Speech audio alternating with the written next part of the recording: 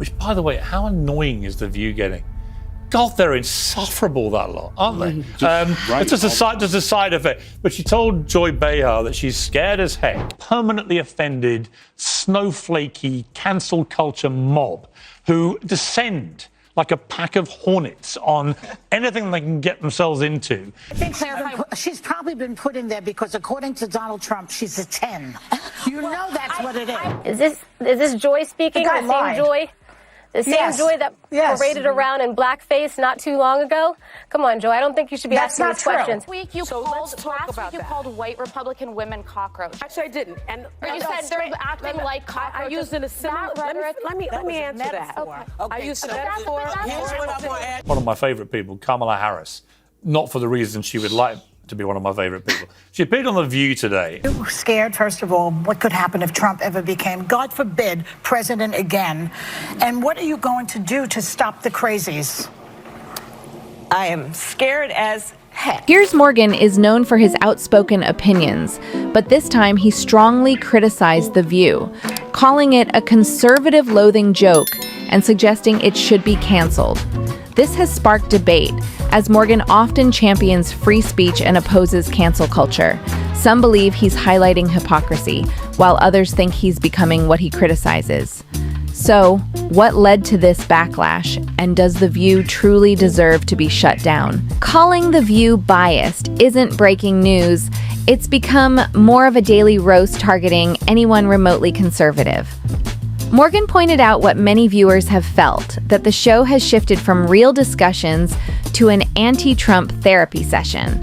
Instead of engaging, the hosts often shut down Republican guests, making it feel like an ambush, reminiscent of the treatment Meghan McCain faced. This isn't just about Trump. The View has a history of silencing dissenting opinions. Morgan argues they've crossed into political propaganda. However, his criticisms have led to questions about his stance on free speech. Piers Morgan didn't hold back in his New York Post column, calling The View a pointless, irrelevant, conservative loathing joke and suggesting it should be canceled. This raised eyebrows since Morgan, a self-proclaimed warrior against cancel culture, typically condemns calls for censorship. He claims the show has become a daily hate fest, with only supportive opinions allowed, comparing the experience to being trapped on a desert island and calling it mentally scarring.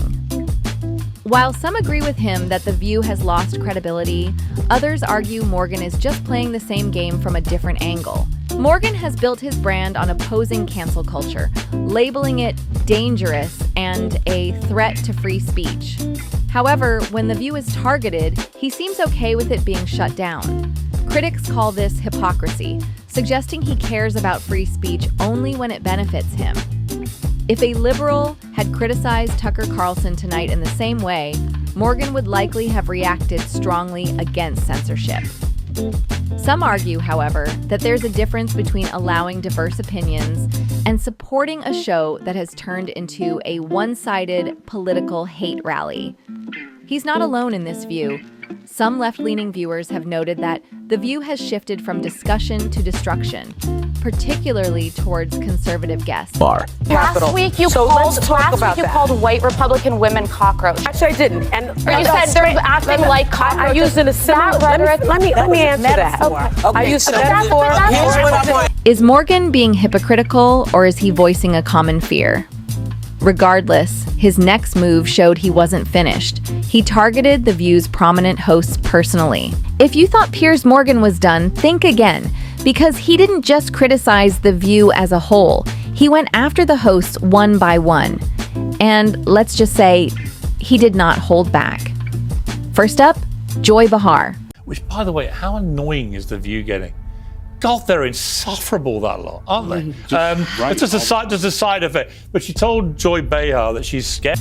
Morgan dragged her for allegedly pretending to be the moral authority while conveniently ignoring her own controversies. He brought up the time she was accused of wearing blackface at a Halloween party. Is Joy speaking? The same Joy? The same Joy that paraded around in blackface not too long ago? Something she later tried to downplay. According to Morgan, Joy is the queen of calling other people out for their mistakes, but when it's her in the hot seat, crickets. Then there's Alyssa Farah Griffin, the former Trump staffer who now spends most of her time trashing him. Morgan called her a flip-flopper, pointing out how she once praised him as a brilliant president, but now suddenly acts like he's the villain in a horror movie. So, what changed? A genuine change of heart or a strategic career move? Then he criticized Sunny Hostin for calling Nikki Haley's feelings about her husband's military deployment fake. Wow, Sunny. And he also picked on her for criticizing Haley for not using her real first name. Sunny, that's not your real name either, dummy. And of course, Whoopi Goldberg. Morgan wasted no time reminding everyone about her past controversies, including that suspension from The View after making comments about the Holocaust. And let's not forget her defense of Roman Polanski back in the day, which, even years later, still rubs a lot of people the wrong way. At this point, Morgan wasn't just calling The View biased. He was basically saying the entire panel is full of hypocrites. And whether you love or hate him, he was making sure nobody forgot about their own skeletons. But the drama didn't stop there. Because just when you thought things couldn't get any messier, The View brought Kamala Harris into the mix. And that's when everything really hit the fan. The View has a reputation for praising Democrats while criticizing Republicans, but Harris's recent appearance raised eyebrows. Joy Behar asked Harris if she feared Donnie winning again, referring to his supporters as the crazies. She agreed, suggesting everyone should be scared as heck. Piers Morgan criticized Harris for a scripted, unchallenging interview designed to energize the left while alienating voters. When asked about America's history with racism, Harris dodged the question without taking a clear stance, prompting eye rolls from even some Democrats. Morgan and his panel argued that The View prioritizes boosting favored individuals over real debate, leaving viewers to wonder if it's even a talk show anymore or merely a political attack platform. Calling The View a talk show feels like a stretch. It's less about real conversation and more like a political gossip club that focuses on making conservatives look bad. Piers Morgan criticized it as a one-sided echo chamber where only agreed-upon opinions matter. Former fans have also noticed its shift from diverse perspectives to a liberal cheering squad that shuts down dissent. Audience reactions further highlight the issue, with applause for snarky comments about Republicans while conservative guests face interruptions and side eyes. While The View can lean left, it risks becoming a group therapy session rather than a genuine debate. Morgan raises a valid point about its lack of balance. So, should The View be canceled or just need a reality check? Are Piers Morgan's criticisms of The View valid? On the one hand, the show has shifted from genuine discussion to political takedowns, with guests often facing one-sided interrogations rather than balanced debates. On the other hand, should Morgan, who champions free speech, really be the one calling for a show to be canceled? Wouldn't addressing the biases rather than shutting down the show be a better solution?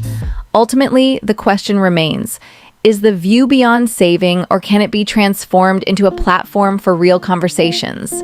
What do you think? Should it be canceled, or is it time for it to truly represent diverse perspectives? Let us know in the comments.